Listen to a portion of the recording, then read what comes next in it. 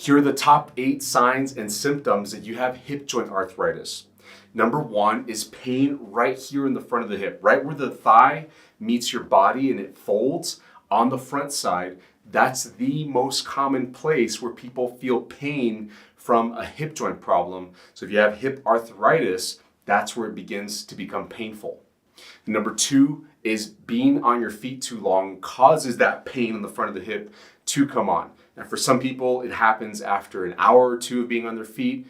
As it gets worse, it might happen after 30 minutes. For some people, even just a few minutes on their feet, and it begins to hurt on the front of their hip. You feel like you need to sit down, you feel like you need to get off your feet. People tend to feel most comfortable sitting in a recliner with their hips slightly bent because even lying down on your back can feel uncomfortable. And if you turn onto your side, that can also be uncomfortable for the hip joint. Which leads me to point number 3, symptom number 3, it's having pain in the hip at rest.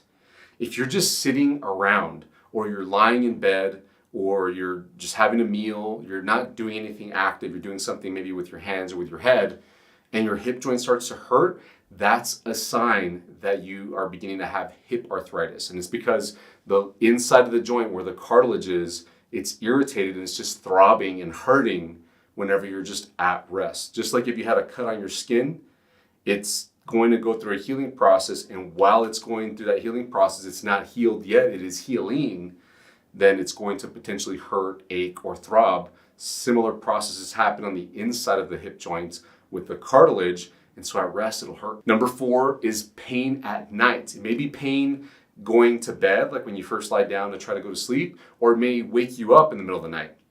If you're having worse symptoms and it's hurting you throughout the day, it's hurting you as you're on your feet, it tends to feel worse and worse as the day goes on, and by the time it's time to go to bed, time to sleep and end the day, it might be very irritated and not let you sleep at night. It's another sign that hip arthritis is progressing in your body. Then the next one, number 5, is stiffness in the morning, hip stiffness. When you go to get up out of bed in the morning, you take your first steps, it may feel like your hip doesn't want to move normally again. Sometimes there's pain associated with it, but usually there's definitely stiffness involved where you don't feel like your hip moves the same way as the other hip, and you feel like you have to limp or hobble as you go to the bathroom or to the kitchen or wherever you first go in the mornings. This can also happen, the stiffness, if you've been sitting for a long time, like if you go to a movie theater or if you've just been sitting at home for a while and then you get up to move, it may feel like your hip needs a moment to loosen up and free up. As this gets worse, it may grow from only being stiff for a minute or 2 to maybe 5, 10, maybe even 30 minutes or longer. Some people even have an hour's worth of stiffness that they feel like they have to move through and loosen up in order to begin to move their hip normally again. Number 6 is a loss of motion in the hip joint.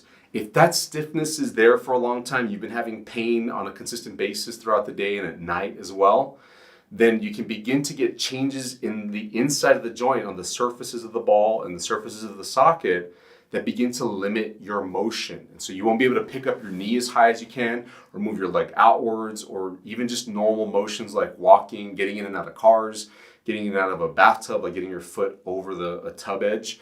Those kinds of activities can become challenging because you lose your hip range of motion. One of the most common difficulties that I hear people say is I can't reach my feet to put on socks and shoes or to take care of your toenails, to clip your nails. Washing your feet is another one. Those activities are necessary for your daily life, and so you need to be able to reach your feet. And so if you're losing some hip motion, not good. That's definitely a sign that your hip arthritis is becoming more moderate or even severe. Number 7, this is probably the worst symptom on this list here. I've got one more though. Joint locking. This happens when the surfaces on the inside of the joint get really different. They change a lot and they get abnormal. The joint can actually lock. And the way that this looks and feels for people is they'll usually be getting up out of a chair, getting out of a car, or they change directions or change their position somehow kind of suddenly, and then their hip just freezes and their hip will stay in the same position, and it's painful. They usually hold on to things, they can't move, and they have to kind of move and shift around, move their leg around a certain way, and then it'll free up and then they can begin to move again. This is a sign that the mechanics inside the ball and socket joint have altered and they're no longer congruent, they're no longer smooth on each other. The ball isn't perfectly round and the socket isn't round in a concave way, convex on concave. So it doesn't move normally and it gets stuck on itself, and you have to kind of figure out how to loosen it to get it to begin to move in a way that works for you. If it's at this point, then your arthritis in your hip joint is definitely more severe and you have to be careful. Some people will live with this for a while, but as it begins to worsen, as it continues to worsen, they'll begin to have hip joint locking that happens on a daily basis and then even on a frequent basis every day, like several times a day, maybe even every hour. If it's in that situation, it may be time for you to consider having a hip joint replacement. But if you're not there yet, there's chances that you can improve naturally and avoid a hip replacement surgery. Now, number 8, this is the obvious one, but I wanted to put it in here because some people haven't gotten to this point yet. It's going to go get an x-ray at the doctor's office.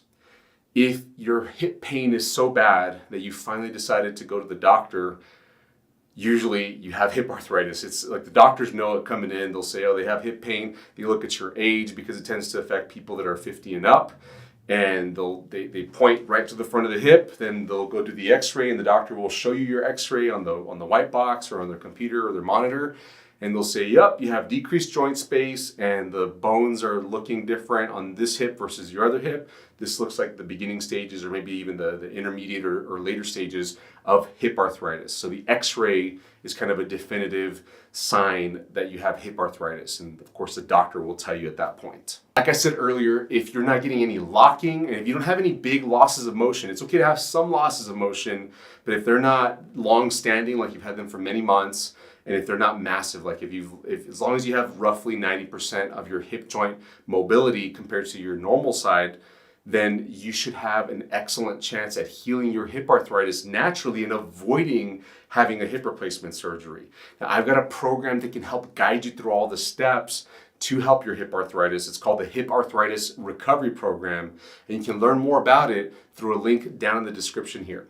This program is 100% online, and it's on demand, so you can access it anytime you want as long as you have an internet connection. It's my treatment approach for hip arthritis packaged into over 30 videos, and you can just watch them one at a time.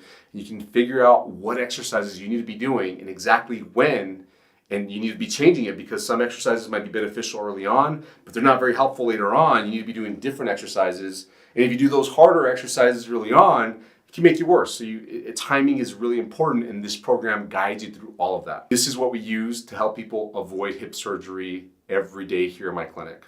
We've also got tons of videos here on YouTube. I put them in a playlist for you called the Hip Arthritis Help Playlist.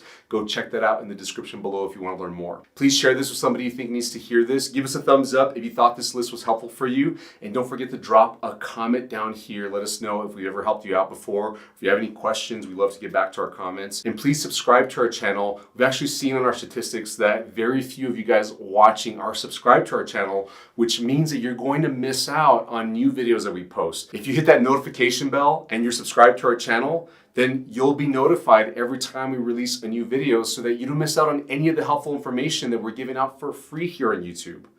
Hey, thanks so much for watching, guys, and I hope to see you in the next video. Bye-bye.